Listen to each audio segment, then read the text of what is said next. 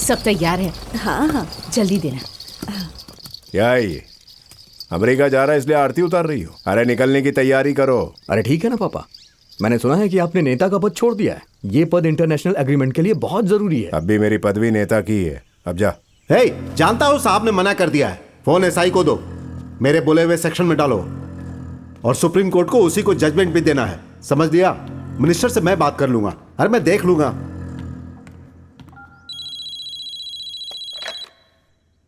Hello साहब ऊपर आ रहे हैं, बहुत गुस्से में है।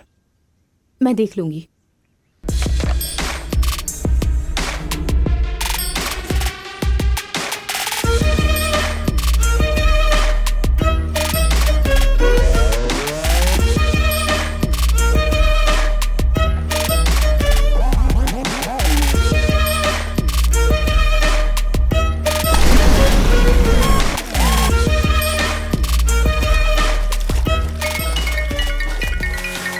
सर, सारे फैक्ट्री ओनर्स आ गए हैं, मैं लेकर आता हूं।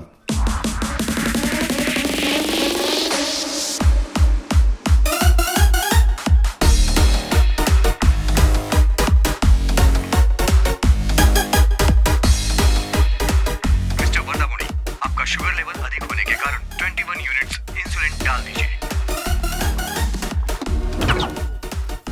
2 इडली, 1 वड़ा, 1 कप दूध, 1 कप सांभर खा लीजिए।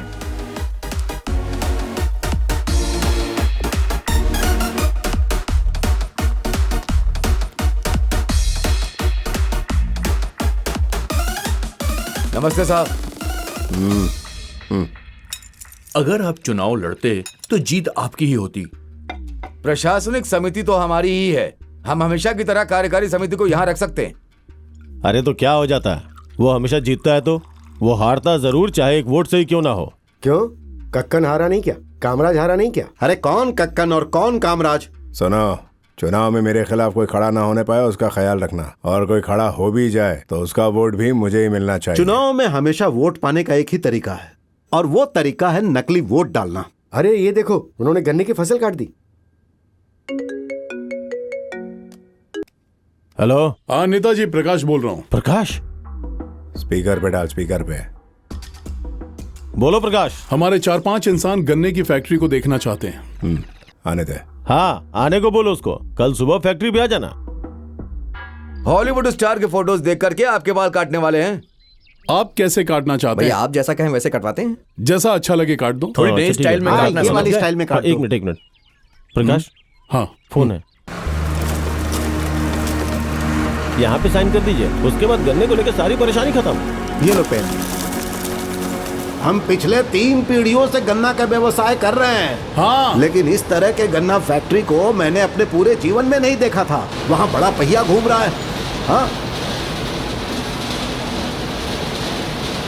अरे ये देखो, ये कैसे घूम रहा है। गांव के गन्ना किसानों को लाकर दिखाना चाहिए इसे। वहाँ देखो, धुआं आ रहा है ना। हाँ हाँ। उस टैंक में गन्ने का रस डाला जाता है जिससे बिजली निकलती है। ये जो पूरी फैक्ट्री है ये बिजली से ही चलती है। क्या बात कर रहे हो, बिजली से? अरे हाँ भाई। सुनो भाई, आप जो कह रहे हैं वो सही है क्या? हाँ भाई, ये गन्ने का रस उबल रहा है ना। हाँ। इस गर्मी से निकलने वाले उष्म ऊर्जा का उपयोग पूरी फैक्ट्री के लिए उपयोग में आता है। जो गन्ना हम उगा रहे हैं, जब ये चीनी के रूप में बदल जाता है, उससे हमें कई बाय प्रोडक्ट्स मिलते हैं।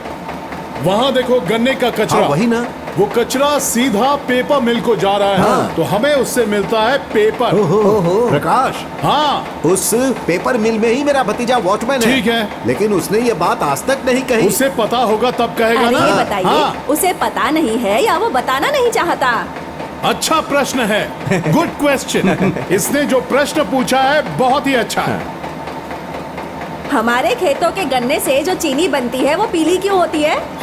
प्रकाश, हाँ। ये पीले रंग की चीनी सफेद कैसे हो जाती है? सफेद होने के लिए सल्फर डाइऑक्साइड मिलाते हैं। शुगर चीनी है, खाओ खाओ।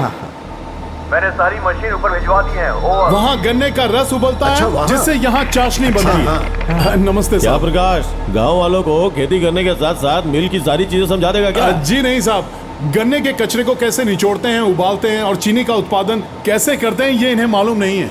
इन्हें तो सिर्फ इतना पता है कि गन्ना होगा उसके पैसे मिलेंगे, लेकिन गन्ने से क्या क्या बनता है ये इन्हें बताना चाहिए ना।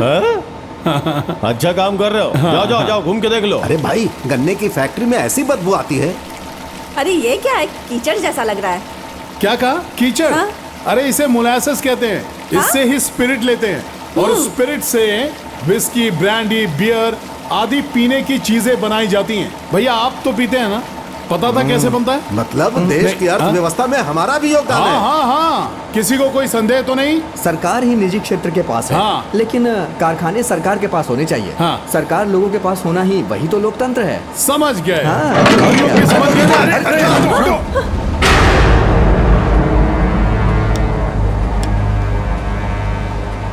जाको राखे साइया, मार सके ना कोई। सॉरी प्रकाश।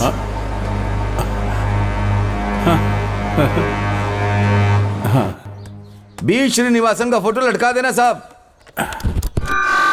ए, दिख रहा है क्या? और थोड़ा ऊपर और।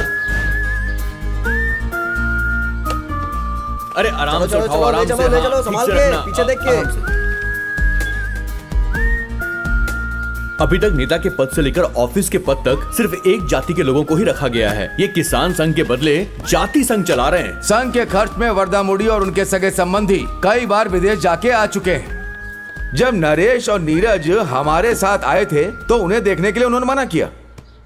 हमारे व्यवसाय करने की जो परंपरा है उसे छोड़कर कुछ और ही कर बैठे। राज्य सरकार ने हर साल क्षेत्रों को साफ करने के लिए पैसे दिए हैं। यहाँ तक कि संघ के नाम पे भी पैसे मंगवाए हैं, लेकिन चवन्नी भी नहीं मिली। संघ को अनुसंधान करो और जो भी कॉन्ट्रैक्ट लीज में लिए हैं और अभी तक पैसे नहीं दिए हैं उन सबको नोटिस भेज दो। अभी संघ का पैसा एफडी में है, एफडी रून में है, रून का पैसा स्थापना में है, स्थापना वर्धामुड़ी के नियंत्रण में है। कई संघों में स्थापना इसी तरह से चल रही है। ये है वर्धामुड़ी। हाँ। और ये संघ का पैसा, ठीक है?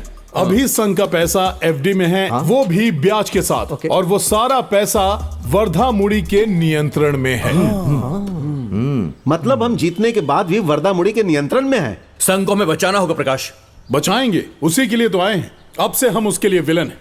ए, विलन की तरह हंसो।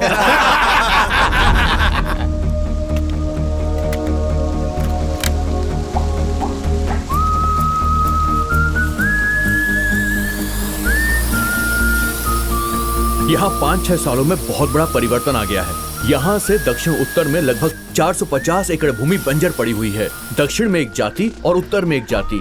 अगर गाय बैल वहाँ से पार कर जाते हैं तो बहुत झगड़ा मच जाता है और मारकाट हो जाती है। पुलिस वालों ने भी इसे डेंजर एरिया घोषित किया है। अगर इन दोनों जाति के बीच में समझौता हो गया तो 450 एकड़ उपजाऊ भूमि हमें मिल जाएगी। जातिवाद को इससे दूर रखो। दूसरे दृश्य देख ले। ओके। वहाँ 260 एकड़ जमीन फसल के बगैर ऐसे ही पड़ी है। इस तरफ भी 3 एकड़ जमीन ऐसे ही पड़ी है। हाँ। ये पूरी भूमि तालाब ही थी। हाँ। अगर अच्छी बारिश हो जाए तो तालाब पूरा भर जाएगा। हाँ। लोगों ने उस पर ध्यान नहीं दिया, इसीलिए वो तालाब पूरा का पूरा सूख गया है। हाँ। हाँ, अब देखिए ये जो 30 एकड़ जमीन है वो एक बूढ़ी औरत की है। उस बूढ़ी औरत का पति मर गया। जमीन उनके नाम पर होती तो उनकी जान को खतरा था, तो तिरुपति बालाजी के नाम उन्होंने लिख ये दिया। लगभग 650 एकड़ जमीन है। एक आदमी ने अपने 4 बेटों को बराबर बांटी और एक बेटे ने एजुकेशन लोन लिया और उसमें ये जमीन चली गई। वो आदमी कोर्ट गया, कोर्ट से भी कुछ नहीं हुआ। लंबे समय तक केस चलता रहा, यहाँ तक कि एक भाई पूरा पागल होकर यहाँ वहाँ घूमने लगा। अगर इस समस्या को हम सुलझा देते हैं तो इस पूरी जमीन का अच्छा यूज हो पाएगा। ये जगह वीर बाबू, तांडव, रंगमन्ना और वंशी गोपाल के कंट्रोल में है। ठीक है बन्नी, जल्द से जल्द उन चारों को नोटिस भेजो। ठीक है। लोगों को लड़ने के लिए तैयार करो। विश्वास के साथ ये काम शुरू करेंगे।